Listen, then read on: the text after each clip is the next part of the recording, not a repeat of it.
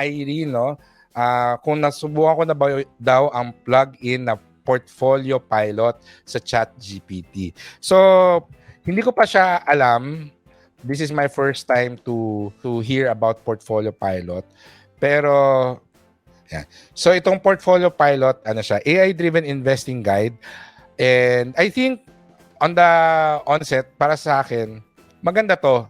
Kasi it also, I'm always open to ways of getting free advice, no, sa mga investing and financial task, no. But of course, you should always take this with a grain of salt, especially if the developer of this AI platform is not Filipino, because syempre ang design nito or ang code nito will be more appropriate sa US market or kung ano mang country sila. But I think US market. I think maganda itong i-apply kung meron kang mga global investments. I don't know if they have advice pagdating sa mga local investments kasi puro US no. So siguro if you're in the US, this could be a good thing to explore. Yun lang yung sa akin. Definitely a good thing to check out. But in general, I would just like to give my thoughts on AI. Marami ako nakikitang discussion na maraming mawawalan ng trabaho, may mga tao na magiging obsolete yung skills sila kasi may AI. And I don't really believe that. Kasi yung AI, unang-una, tao pa rin yung nag-program niyan o yung nag-code niyan. So unless na magkaroon talaga ng artificial intelligence, mag-develop yung artificial intelligence into becoming, ano man tawag doon? Sentient? Sentient. Yun. No? Maging sentient yung mga AI, I don't think we have anything to fear. Admittedly, may mga trabaho na at risk, but as a person, ang important dito ay kailangan mo lang mag-evolve. Siguro ang magandang illustration dito yung copywriting, no? Kasi yan yung initial na nakikita kong gamit ng AI na very widespread.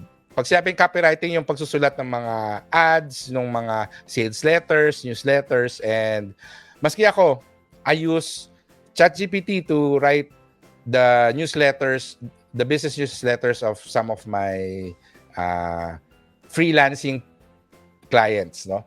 So, kung copywriter ka, definitely kailangan mo mag-evolve. Hindi na pwedeng ikaw lang lagi yung nag-iisip nung sinusulat mo. You can now use yung mga ChatGPT or yung mga AI tools to get more insights. Paano ba gumawa ng copy for this particular campaign, etc. And what some of my friends noticed is that maganda yung naisusulat, pero it's not perfect and it can definitely be improved. So ikaw mismo na natatakot na wala na masyadong magiging copywriting project kasi may AI na, that's not really true. Kasi kung i-improve mo yung skills mo, you can, number one, never be beaten by an AI. Mas magaling ka pa rin gumawa ng copy. Pangalawa, some businesses can still hire you to teach them how to create prompts on AI para sa mga campaigns nila. So, you can definitely add a skill pagdating sa ginagawa mo. You can even teach others how to use AI to create good copy. So, it's something that you can learn and then teach others and learn from it, no? Earn from it. So, number one, ang AI, it will force people to either level up or evolve. And definitely, with new technology, may mga ibang trabaho na magiging obsolete, but it will also create more types of job. So if you are working in an industry or if you have a job that is at risk of being replaced by AI, the question is, itong bagong AI na to, ano yung bagong jobs na makikreate niya? So probably it's a good time for you to upskill and learn yung mga bagong mga trabaho na i-create ng AI na yon. And from experience, related siya, it will be in the same vertical, kumbaga sa marketing, no? Same vertical pa rin siya. Katulad nung web development, web developer, dati yung web designer na friend ko talagang HTML, CSS, ang dami niyang businesses na client no, ginagawa niya ng mga static websites. Nauso yung Web 2.0, social media, and nauso rin yung mga content management platforms like WordPress. So siya, na dati Dreamweaver yung gamit, at least no, yung mga ganong klaseng mga web designer. So nag-aral siya ng social media marketing, nag-aral siya ng WordPress, nag-aral siya kung paano mag-code ng plugins, etc., gumawa ng mga WordPress templates, and doon siya nag-shift. So yung mga businesses na hindi na ngayon nag-hire ng mga web designer para gumawa ng static website.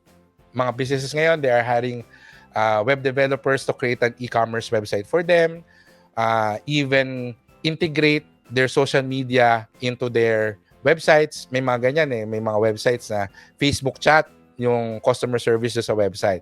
So, ganun na yung ginagawa niya. In a way, very similar yan sa AI Pinapadali niya yung trabaho ng mga quote-unquote ordinary people, but you as a skilled person, you can still take advantage of that by learning new skills and showing to your clients na you are up to date with the latest technology and you have command and you are learning mastery on how to optimize yung mga new technologies na dumadating. So, yun yung ating thoughts pagdating sa AI. So, Irene, titingnan ko yung portfolio pilot kasi pinag-uusapan na rin namin yan sa mga RFP na paano pag meron na rin AI na gumagawa ng financial plan. Gusto ko yung sabi nung isa kong colleague, sabi niya doon, yung mga AI, so far, very objective, very cold. Yun yung term niya, cold. Pagdating sa pera, people are emotional. So, hindi na ko consider yung emotional aspect of it.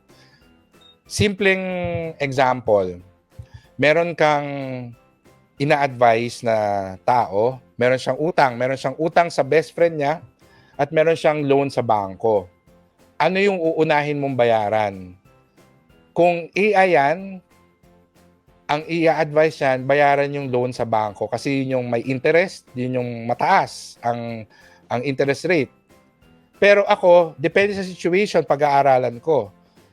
Sometimes, it's better to pay your best friend first. Bayaran mo muna yung utang mo doon sa best friend mo. Kasi number one, the relationship matters. You have benefits from the relationship that will allow you to be productive, have peace of mind, etc. Baka yung best friend niya, business partner din pala niya. So, alam mo yun, may mga human connections na should be given more priority than paying your loan sa bangko. So, probably, you can just go to the bank, ask them for a restructuring of the loan na mas mababa yung interest rate, but still, ikaw as a person, you prioritize paying off your debt dun sa best friend mo. So, yung human aspect na yon, sabi niya, I don't think yung mga AI can really consider those. So again, yung mga AI that can create mga financial plan, we have to learn how to use them kasi it will make our jobs faster. No, not necessarily easier, but I would say faster. But it will definitely not replace us. But if you don't know how to use it, you will definitely be left behind. So yun yung sabi nung colleague ko about sa mga AI na nagki-create ng mga financial plan. And actually ako excited din ako na maghanap. So maraming salamat Irene dito sa suggestion mo. I'll definitely experiment itong portfolio pilot. Okay?